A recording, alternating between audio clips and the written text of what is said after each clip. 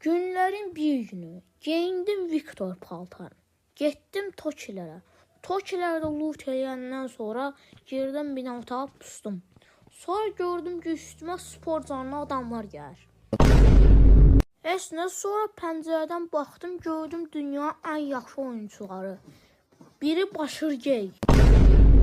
O birisi də Qaos Rəhmətli. Yanlarında da Vural Üzüm.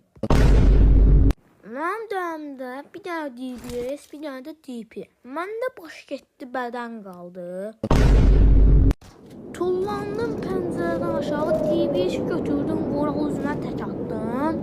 Sonra da başım üstümə atlandı, olan DP ilə ütəyisi, o da yerə yapışdı.